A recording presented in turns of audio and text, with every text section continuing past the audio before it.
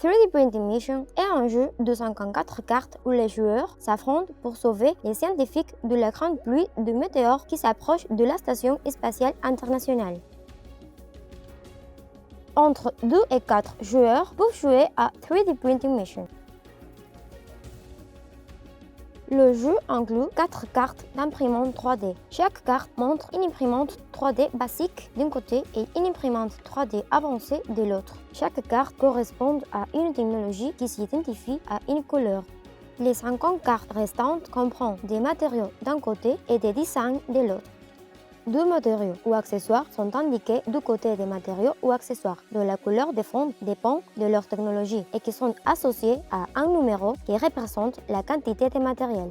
Dans les coins, on trouve également les effets.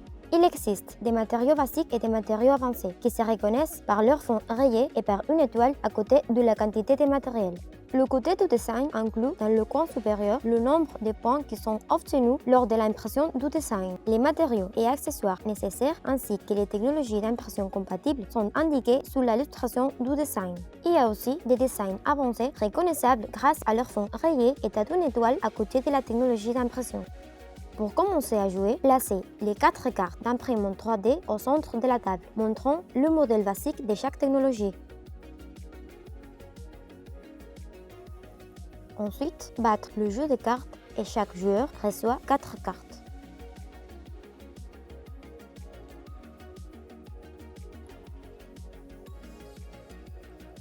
Avec les cartes qui restent dans le paquet, l'entrepôt est formé avec 2 cartes design à droite, 2 des matériaux à gauche et le paquet restant au centre avec la première carte du côté matériaux.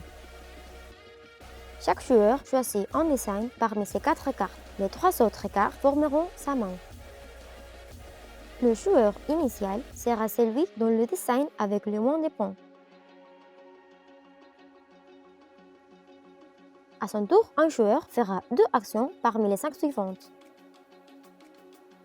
1. Prendre une carte parmi celles qui sont visibles dans l'entrepôt. 2.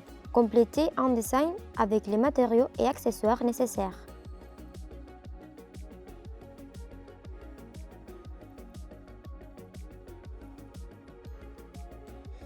3. Imprimer un design complet. Il faut choisir une imprimante 3D compatible. L'impression se prolongera jusqu'à le prochain tour. 4. Jouer un effet parmi les 9 effets existants. 5. Jeter les cartes qu'on ne peut pas ou ne veut pas utiliser. Le jeu est terminé quand un joueur obtient le score requis. Les jeux rapides peuvent être joués à 11 points. Le jeu normaux à 13 points. Et le jeu long à 16 points. Que le meilleur gagne.